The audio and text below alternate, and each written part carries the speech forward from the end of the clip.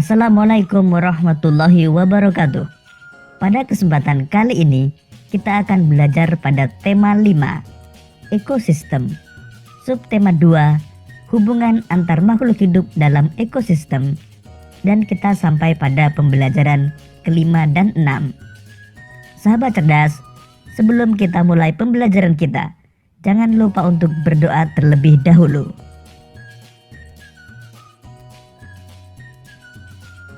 Sahabat cerdas, pada pembelajaran kali ini kita akan belajar tentang hubungan makhluk hidup dalam ekosistem.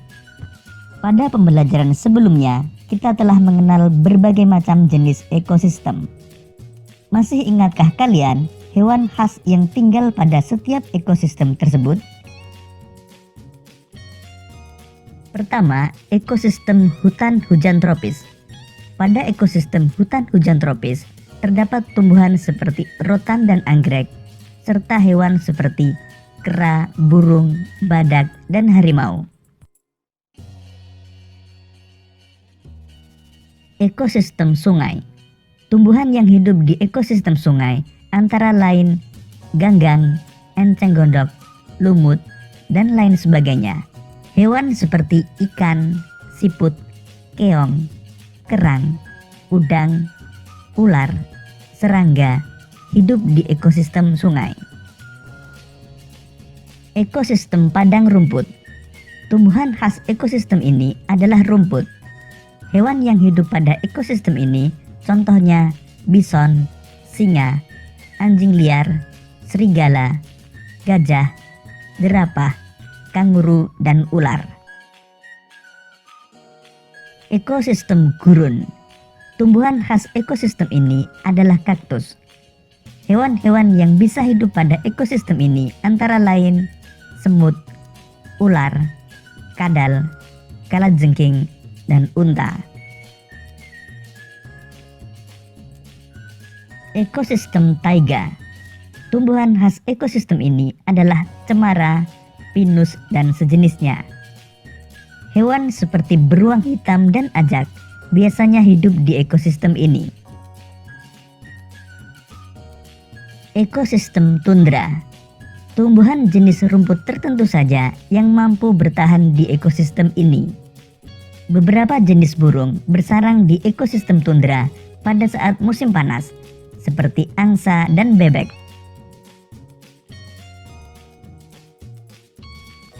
Sahabat cerdas, semua makhluk hidup memiliki ketergantungan yang saling mengisi antara yang satu dengan yang lainnya.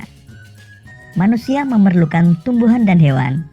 Tumbuhan dan hewan juga memerlukan manusia. Makhluk hidup juga membutuhkan tanah, udara, air, dan matahari untuk mendukung kehidupannya. Sekarang coba kalian perhatikan rantai makanan berikut ini. Pada rantai makanan terjadi proses memakan dan dimakan oleh berbagai makhluk hidup yang ada pada sebuah ekosistem. Pada gambar tersebut terlihat tumbuhan hijau menghasilkan makanan yang akan dikonsumsi oleh hewan konsumen tingkat pertama. Lalu hewan konsumen tingkat pertama dimakan oleh hewan konsumen tingkat kedua. Begitu seterusnya hingga hewan tingkat tertinggi mati dan diuraikan oleh pengurai. Selain ketergantungan makhluk hidup melalui rantai makanan, banyak makhluk hidup lain yang berhubungan dengan cara yang khas.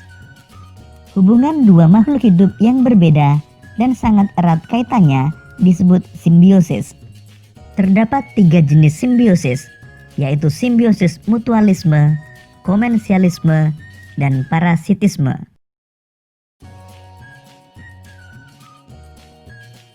Simbiosis mutualisme adalah hubungan antara dua makhluk hidup yang saling menguntungkan.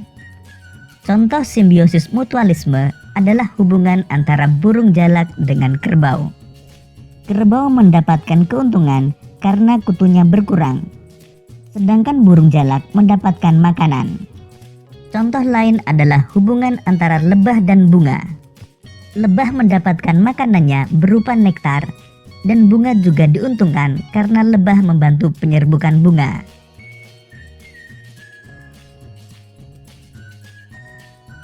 Simbiosis komensialisme adalah hubungan antara dua makhluk hidup yang menguntungkan salah satu pihak, sedangkan pihak yang lain tidak dirugikan dan juga tidak diuntungkan. Contoh simbiosis komensialisme adalah hubungan antara tumbuhan anggrek dan pohon yang ditumpanginya. Tumbuhan anggrek mendapatkan keuntungan karena dapat menumpang hidup pada pohon, dan selama menumpang tersebut, anggrek tidak merugikan pohon.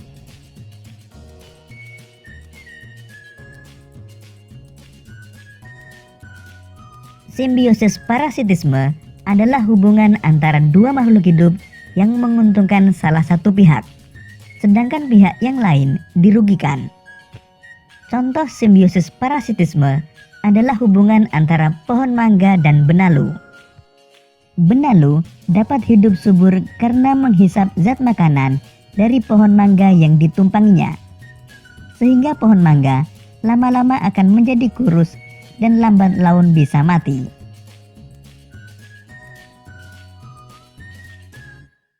Demikian tadi hubungan makhluk hidup dalam ekosistem. Sahabat cerdas, tentu kalian mengetahui alam begitu luar biasa. Terdapat bermacam-macam interaksi makhluk hidup yang terdapat di alam. Karena luar biasanya, tidak jarang manusia menjadikan alam sebagai sumber inspirasi dalam membuat karya seni, misalnya tarian. Contohnya, salah satu tarian yang berasal dari Mentawai, Sumatera Utara. Alam tidak dapat dipisahkan dari kehidupan masyarakat suku Mentawai yang tinggal di Pulau Nias, Sumatera Utara. Selain menjadi sumber kehidupan, alam memberikan inspirasi seni. Alam sebagai inspirasi seni dapat dilihat dari tarian tradisional mereka yang diberi nama Turuk Langgai.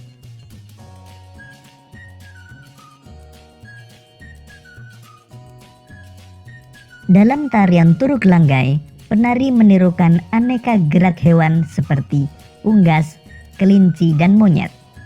Tarian ini biasanya ditarikan sebagai penutupan prosesi pengobatan yang dilakukan oleh ahli pengobatan tradisional suku Mentawai.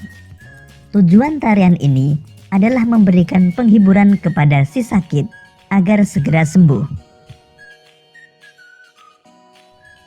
Tarian ini ditarikan oleh beberapa sikerei, seorang ahli pengobatan yang memimpin upacara ini. Sikerei mengenakan hiasan kepala berupa manik-manik dan bulu unggas dan memegang dedaunan. Beberapa dedaunan diselipkan di bagian belakang tubuhnya menyerupai ekor. Sahabat cerdas, berdasarkan uraian tersebut, kita mengetahui properti yang digunakan pada tari Turuk Langgai antara lain hiasan kepala berupa manik-manik, bulu unggas, dan dedaunan. Tujuan tari Turuk Langgai adalah memberikan penghiburan kepada si sakit agar segera sembuh. Gerakan-gerakan yang terdapat dalam tari Turuk Langgai antara lain gerak berjingkat-jingkat sambil membungkukkan badan, gerak kepala menengadah ke atas sambil mengepakkan daun di tangan, gerak kaki menghentak papan lantai, dan gerak berputar-putar berkeliling. Sahabat cerdas, tari Turuk Langgai merupakan salah satu kekayaan budaya Indonesia. Contoh lain budaya bangsa Indonesia yang tidak boleh kita tinggalkan adalah semangat bergotong royong dan saling membantu.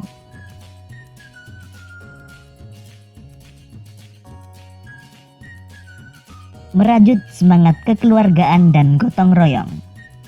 Gotong royong adalah pembantingan tulang bersama, pemerasan keringat bersama, perjuangan bantu-membantu sesama, amal semua buat kepentingan semua, keringat semua buat kebahagiaan semua. Demikianlah penggalan pidato Presiden Soekarno yang disampaikan dalam sidang BPUPKI tanggal 1 Juni tahun 1945. Gotong royong merupakan sebuah kegiatan bersama yang bertujuan mencapai kemajuan bersama.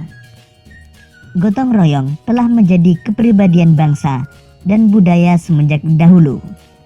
Budaya ini telah ada sebelum Indonesia merdeka dan telah berakar di dalam kehidupan masyarakat.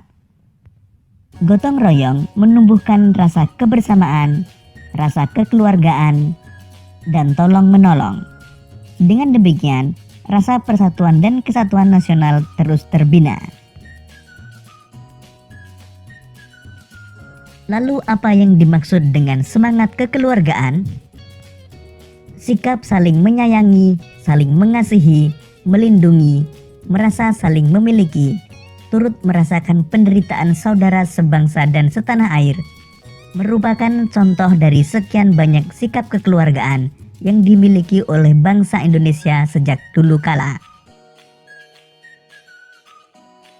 Contoh semangat gotong royong dan kekeluargaan di lingkungan sekolah antara lain mempelajari tarian tradisional dari daerah lain, gotong royong dalam membersihkan lingkungan sekolah, kerjasama mengerjakan tugas kelompok, melakukan voting pemilihan ketua kelas, dan menjaga kerukunan antar warga sekolah.